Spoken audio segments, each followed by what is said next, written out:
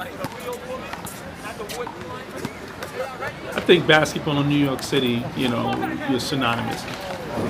Black culture in basketball was a powerful thing in New York.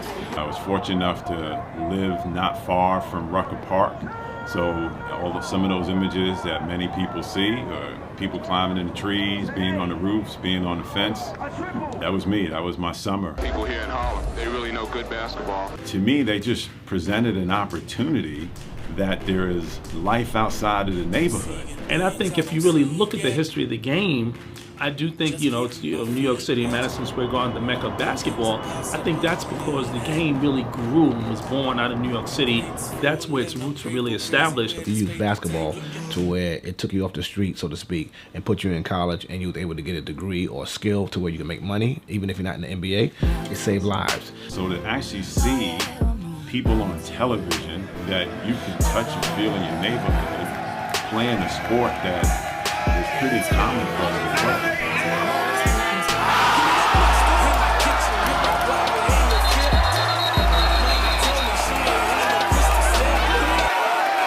Basketball has been a blessing in the black community, although it was invented by a white man, Dr. James Naismith, that's from Canada. It's amazing that black men and women have been able to do so much with it. God bless Mr. Naismith, and God bless basketball. Let's use this moment as a call to action for all professional athletes to educate ourselves, explore these issues, speak up, use our influence, and renounce all violence. What I think is wonderful about today's play, there's a social consciousness and a recognition and an acknowledgement. They understand that there was a path that they followed, and they know that that's all a result of the men who have come before them. The Harlem Wrens, great John Isaac. So I was fortunate enough, again, being around John and listening to him talk about the history, talk about the journey that him and his teammates went through. Racism was very, very prominent in the United States. Traveling on buses, going from city to city where you're not welcome, you can't get a hot meal, you have to do different things just to take care of your basic needs, and then go out there and bust somebody's behind. And then that was the satisfaction, because they knew they would win. They come back, how you like me now, as they rode out of town. I remember John saying we would go anywhere to play anybody, because that's how confident we were in our abilities to play this sport. It's awe-inspiring. I think they won 2,381 games and lost, I think, 381.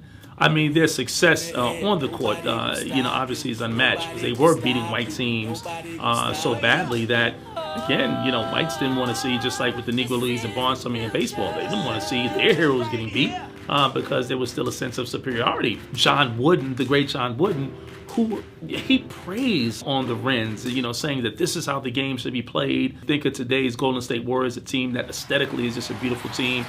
Basketball, movement, passing. The Wrens, established that. We've always had this imprint in the game around expressing and demonstrating our craft in a way that was entertaining. And I just find it ironic when you look back then to now, the way halftime shows are performing, and you see you get entertainment, you get the musicians and the rappers. Bob Douglas really is the vanguard, because the Renaissance Ballroom, he said, hey, we'll give you publicity by bringing a basketball team in by playing games. So they had basketball games and dances in the ballroom. And so, he melded, marketing and advertising and entertainment and was the first to do that. So what we see today in the NBA, Bob Douglas did that in the 20s. So then when the Knicks came about, they called themselves the Knickerbockers, and they went many years with just white players out there. And I just find this ironic that the Boston Celtics were the first NBA team to actually draft an African-American, Cooper. And then that same year, Washington had Earl Lloyd. The Knicks ended up with Nat Sweetwater Clifton. I was the first of our race to play in the NBA, okay? That helps some? When they won the championship in '69, okay, that's when New York was ablaze with that in that year, really. And then in '72, '73, they won one championship and then lost the other, but they were in the finals. And so you went from that, and then you had a mixture of black and white players, but you had legendary people, the Bill Bradleys and so forth. Then you lost that, so you went through a dark period because those players got aged out. The post-championship years, when the Knicks increasingly became a team that had few white players, predominantly black players, that 79 roster, coming into the season, they had 2 white players on the roster. Both of those players were cut.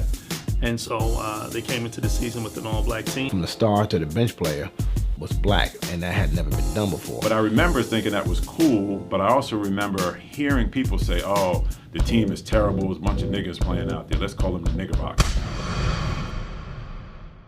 And actually, I was a little disappointed because one of the white players that they cut, I was a fan of his because he played hard, he had a little fro. Expression, the Knickerbocker started to emerge. Playing the Detroit Pistons, both teams had starting lineups of all black players out there. I believe there was one white player on Detroit who didn't get playing time. And I just remember telling my pops, I'm like, wow, look, we got a whole bunch of black guys out there. There was a lot of letters written to a lot of the New York writers, journalists, Pete Vesey in particular, that published some of the letters. And so this clearly was a backlash, and we're talking 1979, and you think that the city of New York and the fans had someone move beyond that, but clearly they weren't ready for that. And in fact, Willis Reed even said that he didn't think that the Knicks were ready for an all-black team, and suggested that maybe they should have kept at least one white player on the team.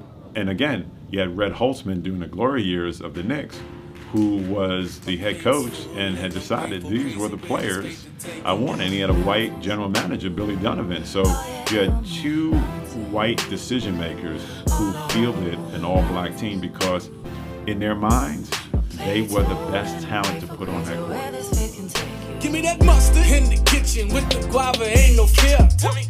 Mama told me she ain't had no crystal stare. Give me that mustard in the kitchen with the guava, ain't no fear. Mama told me she ain't had no crystal stare. We just came together. I don't understand how I just look back and smile, it can't get no better. I'm feeling the force, I'm walking through doors, too much to cherish. Must be living the dream, the one I was seen generationally. On my face you will see a vacation for more reservations to be, we get free. Clap your hands if you know you're gonna hit your target. You're gonna hit your target. You're gonna hit your target. Put your hands up in the air. Nobody gonna stop you. Nobody gonna stop you. Nobody gonna stop you.